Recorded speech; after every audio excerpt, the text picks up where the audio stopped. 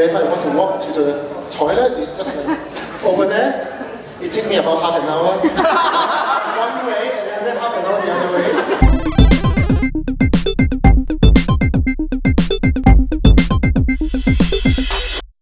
Hey guys, so we're now here at the talk of Mr.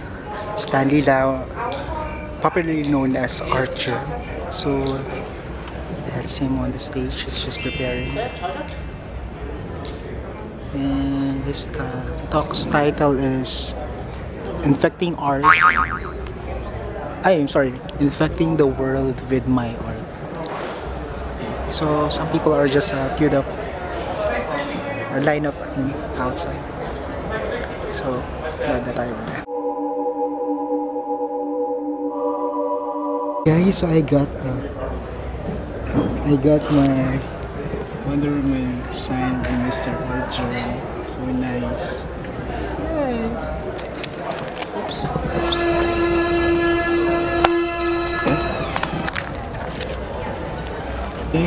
I'm Gail. You're Gail and you're from? Quezon City. Okay, Kansas City. Because I thought you might be from Singapore. No, I came here on 2015, but then I graduated high school from United Arab Emirates. Cool, okay. Are you a fan or are you also an artist? I'm a fan. So what can you say about this work? Well, I like the way his drawing style, and then I actually have one small copy. Some other person drew it, but then it was his line art. Keep coming, no problem. It's free. You should try to be professional. Look at those Capcom stuff you do. If you try, maybe one day you can work with them. I said, I try, but I'm afraid because I was told that the art world is very dark.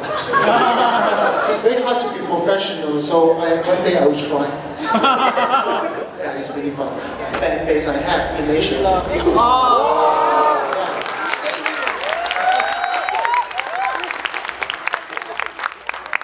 You guys are really passionate. I mean, I had a taste of that back in Graphic Manila. I remember signing a few thousand signatures, taking a few thousand photos, and drew a few hundred sketches. Yeah, whoever showed me the portfolio, I would draw a sketch.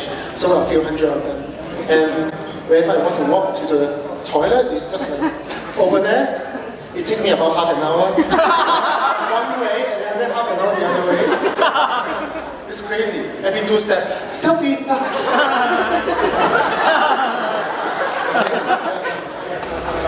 Yeah. So most likely after this year's Asia Pop, I think I will be back. It's too fun. Yeah. Double your Darna. Yeah, more Darna, right? Okay. No, I was having a lot of difficulties to join Darna, and to make her unique, that's different from Wonder Woman. But and I look at the costume design; it was very challenging. Yeah, also look at the bra top. I look at the 2 big stars. It's awkward for me to join that, so I choose to modify a little bit. Yeah. This is 2 stars right there. It's weird. It's huge. And I don't like huge stars.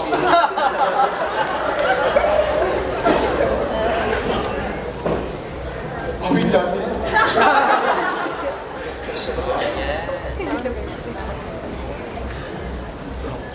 Can we start? Organizers?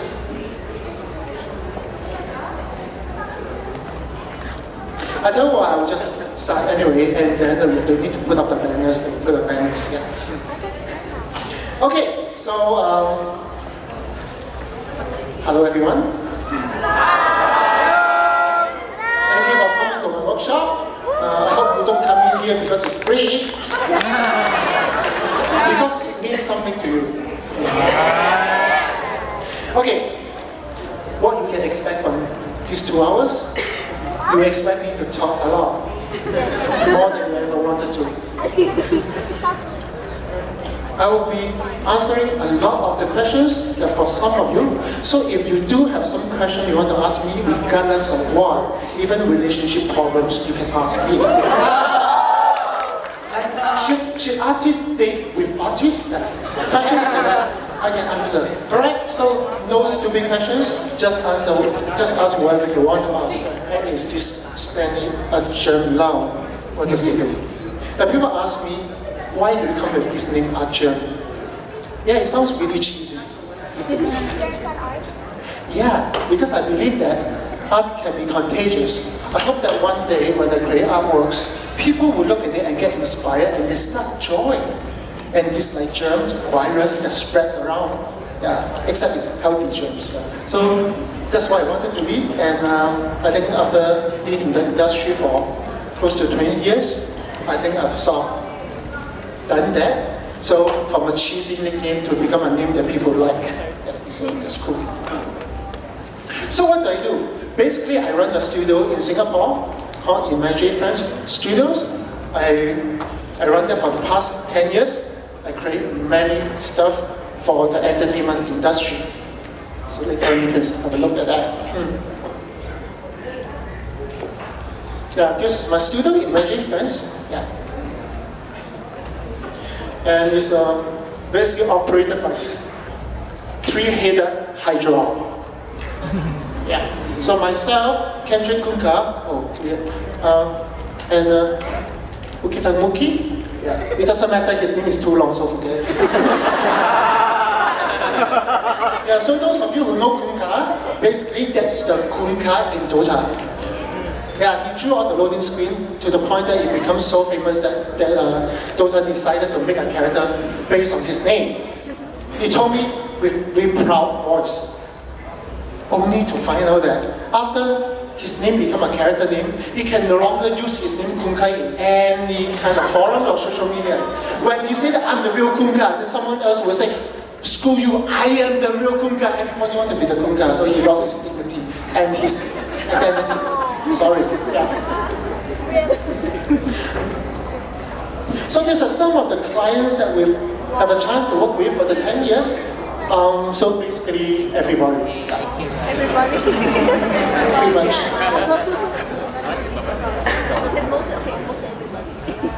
Yeah, so I say that my Artgerm is always something that I believe, but not Artgerm, because people call me Artgerm sometimes.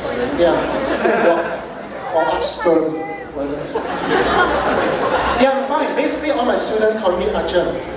Yeah, they don't call me senpai, sensei, oppai, whatever.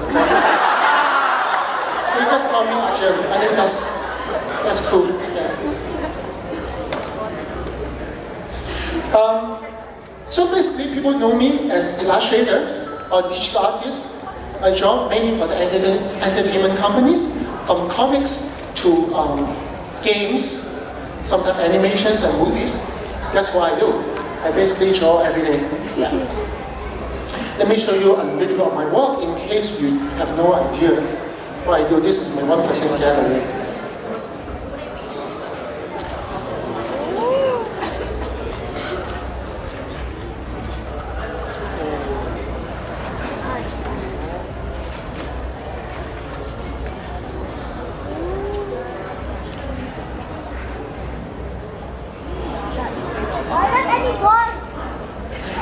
I will answer the question. Touch it.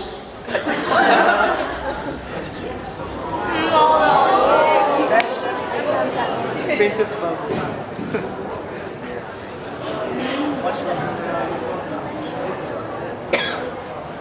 Basically, all these are done digitally. One piece of work usually take me about 6 to 10 hours, depends on the complexity. So it's a one-day job.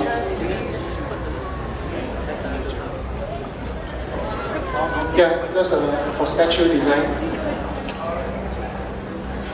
Of course, I also take care of League of Legends on the other side. I'm just fair, both now. Yeah. There's some of this official art I did for League of Legends.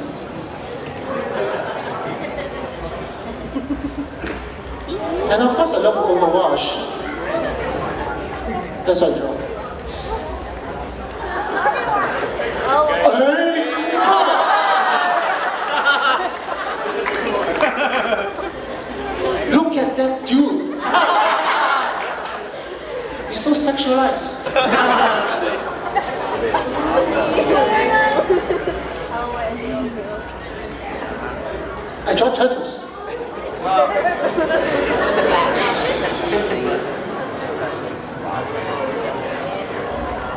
And now I'm also running as a cover artist for Supergirl comics. And I drive a Wacom as well. Yeah. And these are some of my charcoal pieces, and some of my first charcoal pieces. This is my first time doing charcoal. As a studio, we do a lot more stuff, not just hot chicks or hot guys. Sci-fi concepts, props, yeah, mechanical designs, yeah. We did Warhammers, we did a lot of Warhammer stuff. And we did tons of Star Wars as well.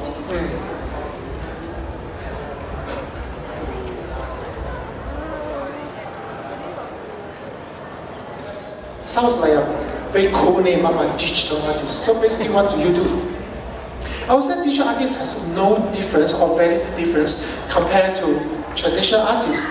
Basically, we are a person who communicate ideas in a unique visual language, a digital. So it's the same thing. The foundations, the understandings, the fundamentals, pretty much the same as traditional artists. Just that we choose a medium, which is a digital medium, which has its pros and cons. We can talk about that later.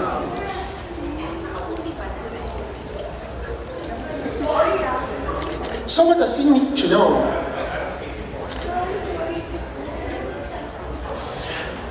I always believe in foundations. Just like building a building. You need to set a good foundation so you can build on the solid ground. So when it comes to art or digital art, as you can see that it's pretty much the same as traditional artworks. Basically, anatomy, lighting, colors, compositions, perspective, and lastly, the most important but the hardest to teach, which is aesthetics. So what exactly is aesthetics? Aesthetics basically means what makes something look good to yourself. As artists, we always try to discover that aesthetics. Because that aesthetic is what you like, what you don't like, will eventually translate it into your style and how you create your work and how you communicate to others with your work. And that's something that you need to continue to discover, and it's not something that you can just find it. Every time you do something, you draw something, or you look at some stuff, you buy a t-shirt, you buy a dress, ask yourself, why do you buy it? I mean, besides, it's cheap, right? Why? Look, from the design perspective, is that the color pattern? Is it the cutting? What's so special about it? Every small thing that you choose in your life will contribute to your aesthetics. So you do pay attention to those. Yeah.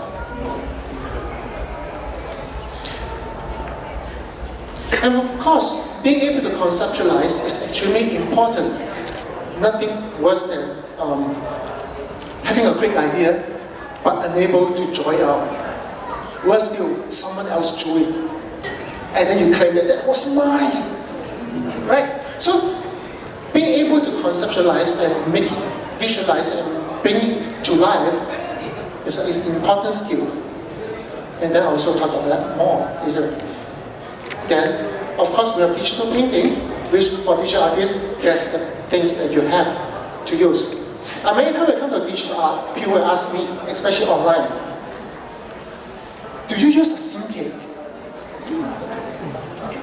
Anybody know what's a Cintiq? Right? I say no, I'm too poor for a Cintiq. I mean, the truth is, Wacom sponsored me every Cintiq that I ever need for the next few lifetimes. So I do have a lot of those gadgets, but I find that eventually, what makes a difference is really your raw skills. It's not really just about the tools. Yeah. And lastly, digital imaging. Digital imaging it means photo manipulations. How do you turn a photo and use a photo to assist you in your development? Now, it really depends on where you come from and what kind of artist you want to be. If you talk about concept design, when you design a game or design something, it's very common to use photos to help you visualize a scenario or a concept. Somebody call it photo bashing. I don't usually use the word bashing, but yeah, that's what it means. Now, some of you may wonder, so what's the difference between illustrations and concept art? repetitive. Somebody will say, oh, concept art is very conceptual. It's rough, it's speedy, it's cool, right? Illustration is something else. But to me, it's very simple. If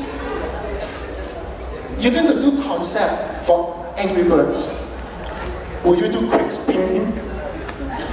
Will you design Angry Bird with a quick brush? No, you don't. You draw properly. Do so, basically, remember this. Concept art is to assist the final product. Concept art is to help develop the final product. Illustration is the final product. That's all. So if one day someone take the concept art and put it onto a box, onto a cover, that piece of concept art become an illustration. That's how I see it. So you don't have to fight over, like, oh, this is not concept art, this is illustrations. Yeah. And of course, you can have more of those additional skills such as photography, graphic designs, and lastly, 3D modeling. Actually, the last 3D, we call it the additional skills. In fact, has become very, very important in the industry. Why photography? How many of you take photos? I don't mean selfies. I don't mean taking your food and your pet. I mean really use a camera to capture interesting stuff in life. Why we say that? Because when we draw, we don't always draw, or we never draw through our eyes. That's why sometimes when you draw an environment, you can draw a wide-angle shot, even a fish-eye shot. When you draw a portrait, you may draw a person with a blurry background, with some bubbles at the back, we call it the bokeh. You don't see bokeh with your eyes. You see that through a camera. Which means that understanding how camera and the lens function is extremely important for digital artists. And being able to take photo and find interesting in life through photography is also a very good skill to discover the aesthetics. Many times I find that those photos that I take will eventually become how I choose to composite my artworks in digital art. So I would encourage you, for those of you who are interested, I do encourage you to pursue photography, at least some basic skill of that. Graphic designs. How many of you study graphic design here? I study graphic design. I'm a self-taught artist. I've never learned art in my life. So I just learned everything by myself. And back then there wasn't even internet. There was only library. So I make a long journey back to make all the mistakes that I need to make to get where I am today. So graphic design is something that I also believe is how you package your work to make it even more interesting.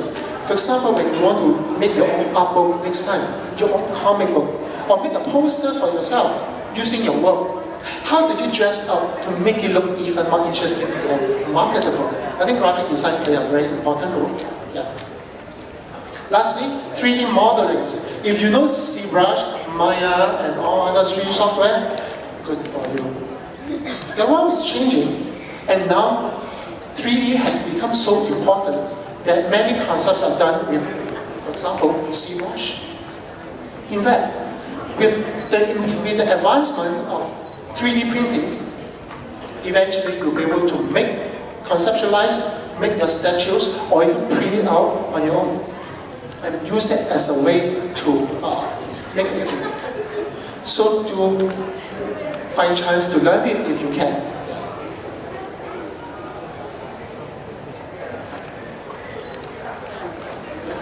Okay, so what defines a successful digital artist? Firstly, to me, the most important is the strong passion and commitment in art. I think if you ask many professional artists, they'll tell you the same thing. Passionate, commitment. Why? Because in art, there's no overtime pay.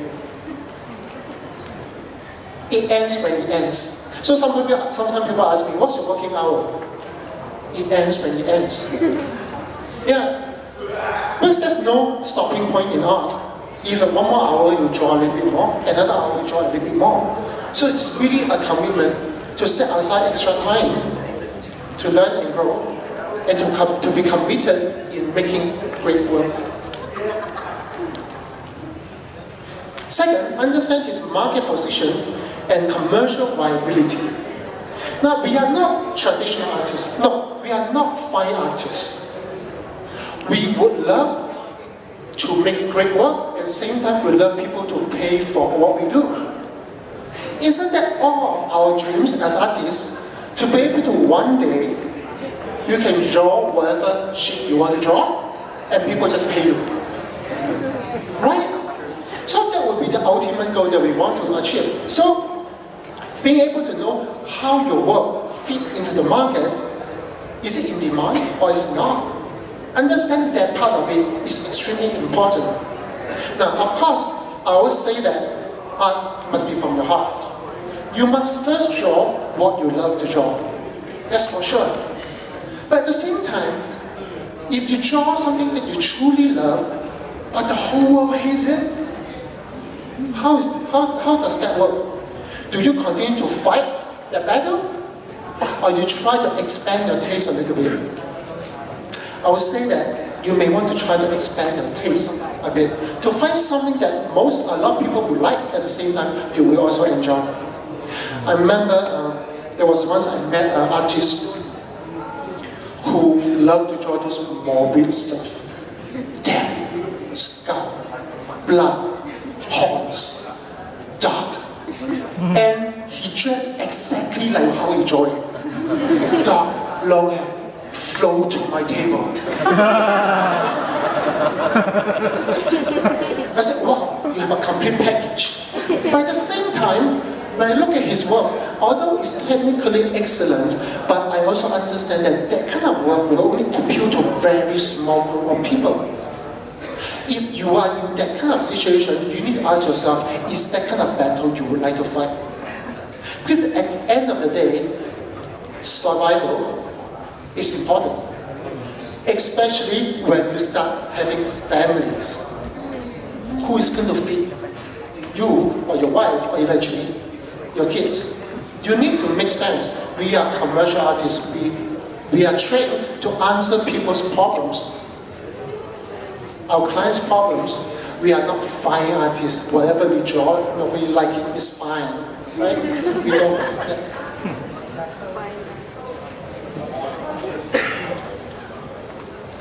Great portfolio with distinctive strength and direction. Now, some of you may choose to work for somebody, work in a studio, or work for someone, basically. And you need to show them what you're capable of. So in your portfolio, you need to make sure that it shows exactly what you want to do, who you want to be. For example, if you want to be a character artist, make sure that the first 3 to 5 pages of your portfolio represent that you are a character artist. And make sure they impress the audience, because that's how people form the first impression. First 3 to 5 pages is extremely important. Same thing for your website. The first few images that appear on the website will be how we as employer perceive you as artists.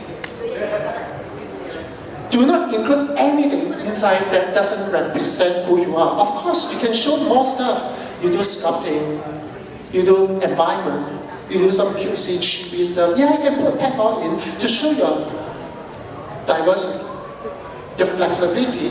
But the first few pages must show who you are. Yeah. And do not include those things that you are not proud of. Don't show people stuff that's, this kind of rush show is not so good, then don't show. Okay? You need to show a lot. 10 pieces, maximum 20 will be more than enough. And always remember, bring along your sketchbook when you go for interviews. Remember, I love to look at sketchbooks. I love to see how people think. So, on one hand, I can see your finished work, very complete stuff. At the same time, I can see how you think as artists based on your doodles and sketches.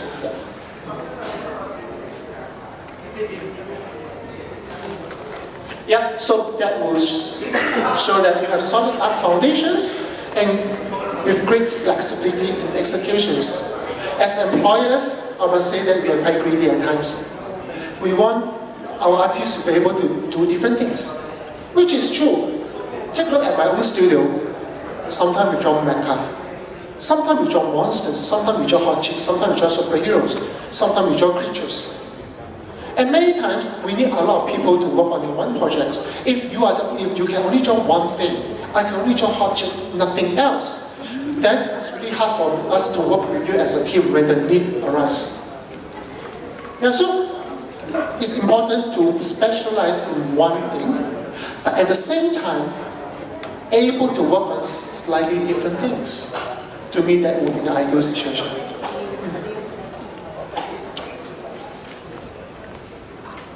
Sensitive to trend and technologies. I always believe that as artists, we are a bit of a geek, a nerd. We like pop culture stuff. We like technology. We like gadgets.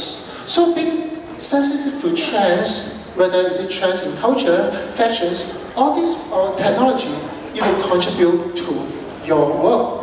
Or you may find a new way to work with your work digitally, with new plugins, new process, new gadgets that make your life much easier.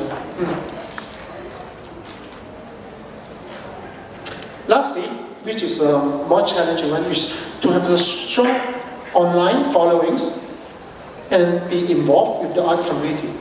Now I say this, I don't mean that every single artist should have a big following online. In fact, many of the great artists working in Disney and Warner Brothers, they don't. They are known within the industry, not outside of it. But if you are trying to position yourself as an independent artist, you want the freedom, you want to sleep whenever you want, wake up whenever you want. You want to be independent, then you need to find a way to build your own foundations, and your foundations is based on how many support you have around the world. That's why I call the online followings. It's not about chasing likes, remember. I'm not talking about chasing likes. I'll talk a lot more later. It's not about chasing, it's about put your work out there and let people see.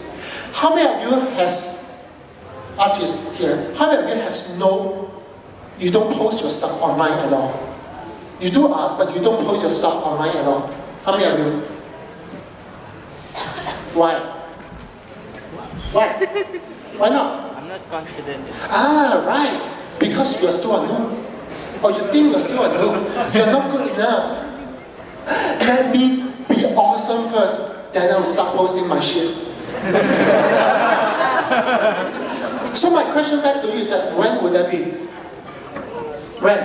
At my level? Then you start posting? No. You should always post your stuff now.